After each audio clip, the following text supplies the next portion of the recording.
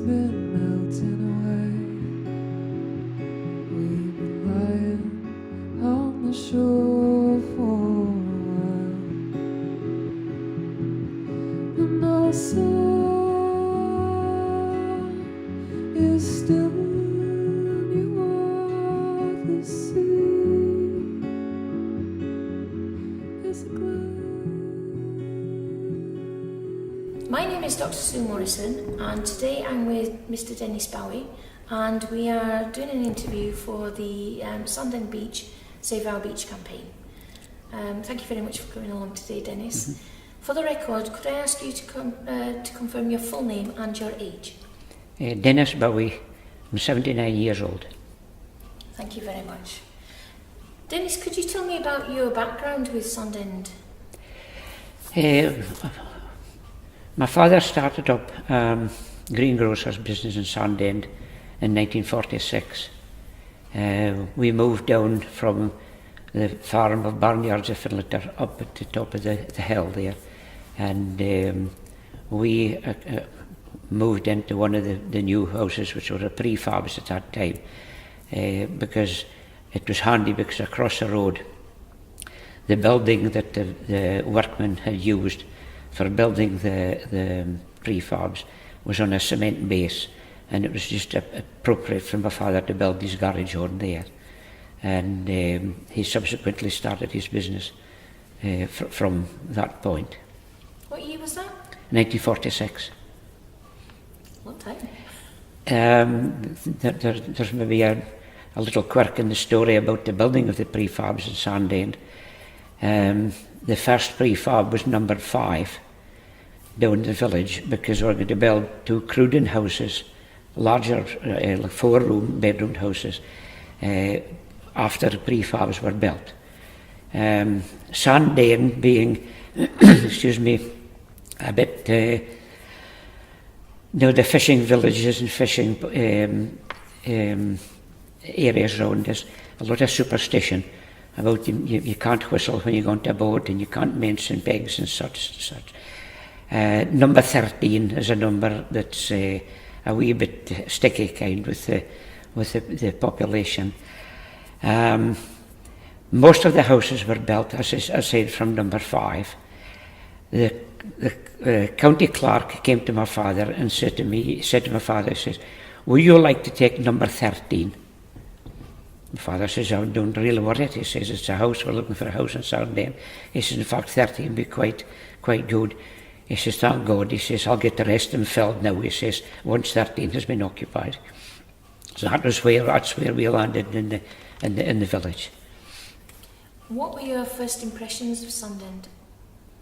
A wee bit sceptical for a start, because coming from the country and being brought up in the country, he was coming into another area of the community, because it's a fishing village from a farming rural area.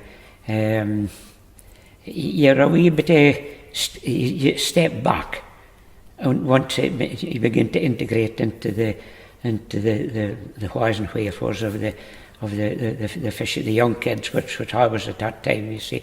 And I think the best idea was just move with them, agree with them, and I think you find yourself, you get integrated quite well. What did you think to the beach? It was never off it.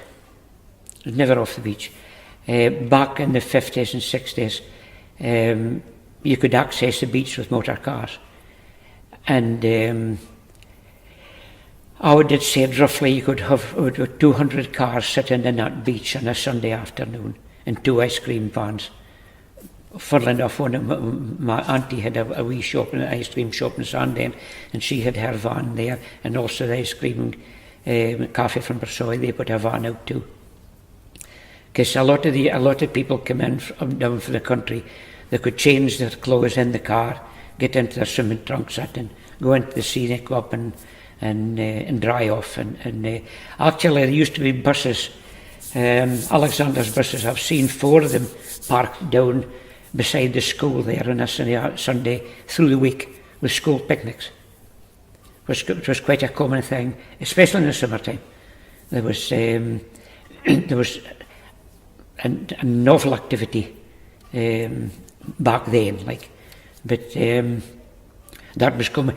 When we were kids, we used to get a tip from pushing people off the beach coming up onto the road, because the sand was softer there, you see, because the sea had never come up to that part, you see, and some of the cars stopped, so just half a dozen you got in behind and pushed the cars out, so there was a half crown was thrown out the window, you know. That was common practice right through the summer, like. The harbour was a hive activity too. A lot of kids did a lot of swimming in there in the evenings, going after them home from school. You see, they just dumped the school bag and just away down and onto swimming trunks, and they just spent their whole evening in the harbour, like. Is the beach well used today? Well, as I say, I've moved out of Sandend for quite a few years, but I think the beach is quite well used with the surfers, and a lot of people go walking with their dogs and their kids and things. Some actually people come from Portsoy and park their car and go across back and forwards on the beach. Do you have any concerns about the potential of Sandend being the landfall site? I've thought about it in depth. It's the only thing I would like to know is if there was more information on the infrastructure that's going to be created, how deep the cable is going to go. If it's down quite a few meters into the ground, I can't really see there's going to be an awful lot of a problem with that. But if it's just going in and can be just laid, you see, the thing is, I don't know if they've ever did a study there, but during the war, the coastal defences were built. When I came to Sandend for a start, there was telephone poles, the length of telephone poles, about 20-30 feet high, embedded in huge blocks of cement right across the beach, from the west side to the east side. In fact, we used to play on them and hang ropes between them and things like that, you know. And we actually did a bit of dangerous carry on sometime. You see how long you could stand at the foot of the pole just the tide before you made a dash back to the beach again. So I don't know if they've had any survey done. These things are still bound to be there, because they've gradually sunk down through the sand through the years, you see. As I say, all the time we stayed in Sandend, some of them got broken with the high tides, like, but the huge cement bases were still there, and they probably are still there, and some of the poles are probably still intact, but as I say, they've gradually just sunk down through the years through. So the only concern I would have is if the infrastructure is being built is down far enough down into the ground, it might not have an effect on the beach as such, like, or interfere with the surfing, or as I say, people on activities, again, here picnics and such in the beach, like. What about the construction period? Do you have any concerns about that? Well, yes, it'll probably cause a bit of a disruption. I mean, there's only one road, Auckland, the village. You couldn't take we call it the Kingsbury. You couldn't take that into consideration, but the main road here, I think that bridge there, as you come into the village, would maybe have to be constructed a bit strength, because some of the equipment will be probably taken, unless they make a road somewhere else. This is the thing we don't know. You see, there's no information saying that they would be making a new road or anything like that. They would have to stick to the original road that's coming into the village, you see. How do you feel the company have handled the consultation process? I think they're a bit vague. Actually, reading parts in the paper and the local press that I have seen, I'm always dubious of this information about there's huge support for the scheme which is about to start. There's not that huge amount of people in Sandend. That's the thing. I mean, the old villages, I mean, there's only, well, at this time of year, there's lucky for 3 people stay down there. So I mean, they kind of say they've got huge support for the scheme, and there's not the population here. If there was a place like the size of Balfour, McDuff, or something like that, I mean, you could say, okay, maybe there's be a lot of folk for it and against it, but here, I would say that most of the people would be against it. Even the younger people that's up here, up in the newer part of the village, I think they would be.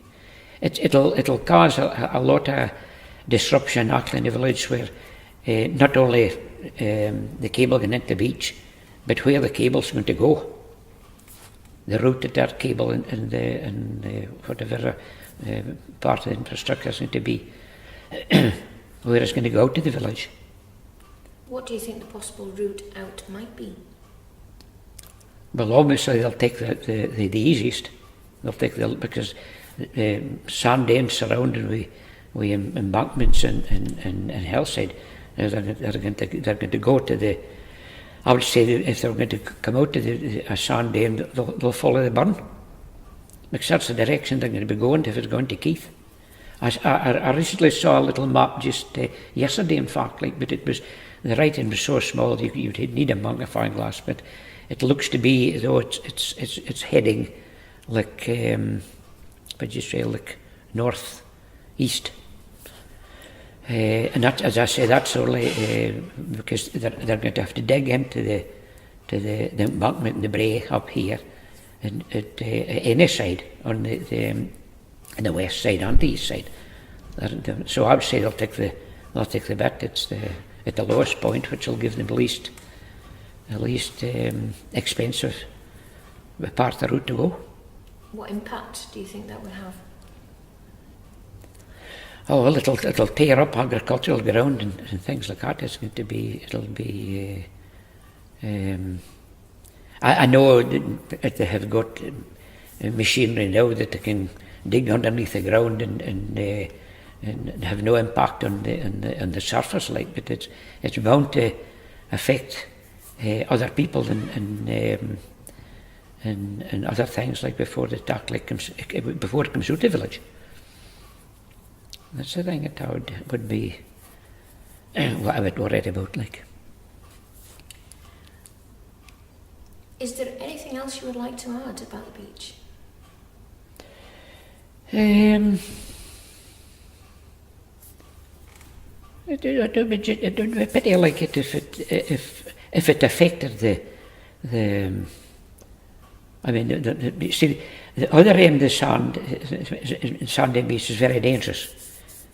It's a lot of quicksand at the eastern end of the beach, because there's been 2 lives lost over there through. In fact, I think there's been 3 lives been lost over the years. At the local doctor, Dr. McRae, Portsoy, his eldest daughter, she lost her life. She was caught in the tide, because the tide, the way the current works from the Doneddie side, and the way it's coming in from the north, it seems to cause not a strong tide. It can pull you out, and it also, and again, if that's anything to do with the quicksand, I know, but the quicksand's there because there's 2 lorries. They used to come to Sandend Beach, you see, and take away the sand for building work and things like that, which is not good for building anyway, but it's no matter with the salt content in. But they just went eventually up too far across the beach, and then down they went. They got them out, like you see, but they managed to get the local tractors not doing it and pull them out before the tide came in. Because my mother used to keep the book for Seafield Estates, because she had to write down 1 lorry load, 2 lorry load, if the case may be. She was staying with 13. She was the one that kept the record of the amount of sand that was taken off the beach. But the beach itself, I mean, it's as I say, it's been awarded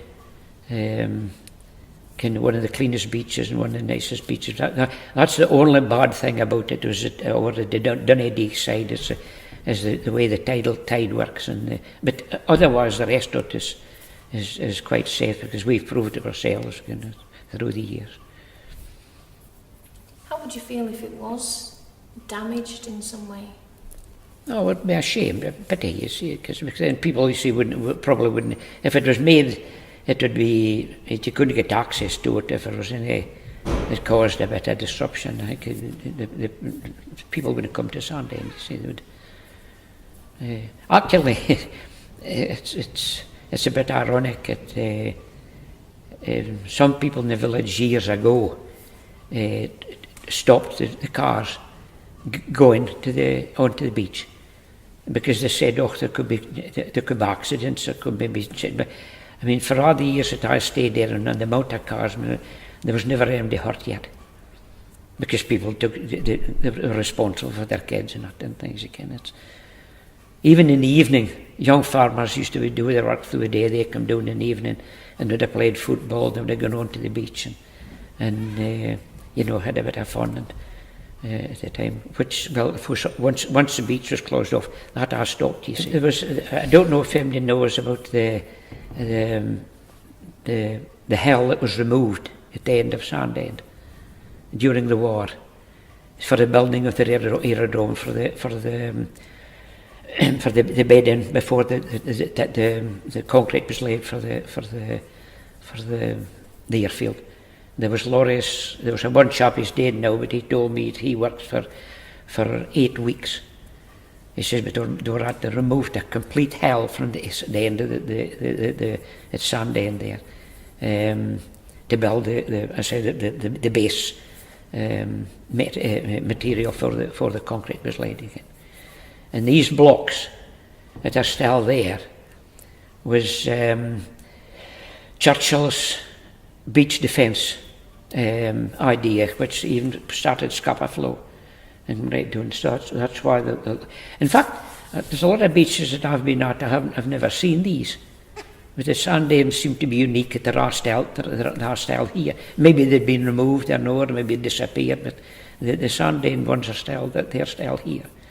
And that had been, I suppose, 1939, 1940. That was, but it was Churchill's sea defence. That was part of his plans, like again for the. Thank you very much, Dennis. It's been a pleasure speaking to you. Thank you.